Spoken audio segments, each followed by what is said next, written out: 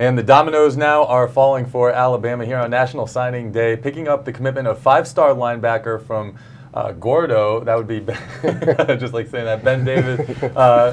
Possibly the first of several linebackers we're watching with their eyes on Alabama. But Rob, talk about Ben Davis specifically, his commitment, what he brings to the Crimson Tide. Yeah, the pride of Gordo. I wanted to get that in as well. You know, when you look at Ben Davis, he's one of those college-ready guys that, I mean, you just can tell, okay, this guy's ready to step onto a college football field and play. What you don't really get with him by looking at him is how good he is in coverage. I think that's what's kind of undersung about Ben Davis. Everybody looks at him as this massive, pass rushing, run-stopping linebacker. But when you see him in camp settings, even in games, he can run with some smaller targets and really cover downfield.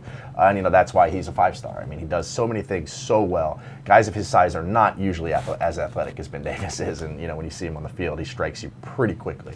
There's a reason Alabama wanted him. There's a reason the national champions now have him. And I think he'll really be able to impact that team pretty quickly if need be.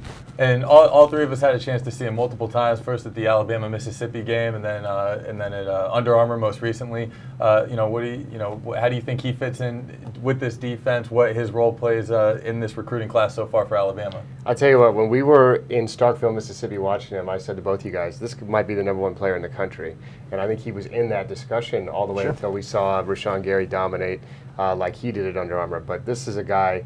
I mean, if you could build an Alabama linebacker, from scratch, I think this is exactly what Nick Saban would tell you he wanted in Ben Davis. I mean, this guy's a future star. It seems like a can't-miss guy in terms of, that upside and all that ability he has. So do we think that this is, the start? We were watching three main linebackers on the day for Alabama, him being one of them. Do you think his commitment influences the commitment of several others that we may or may not name? I don't know if it influences it. I just know that, it probably is the beginning. I think that we know there's at least one more that's going to end up there. I don't know if they'll get Mikael Juarez from the West Coast. I don't know if we are naming them, but I guess we are now. So I think Wendell Wilson will eventually follow in Ben Davis's footsteps. All right. Well, there you go. So stay tuned. Plenty more on the horizon for Alabama here on National Signing Day.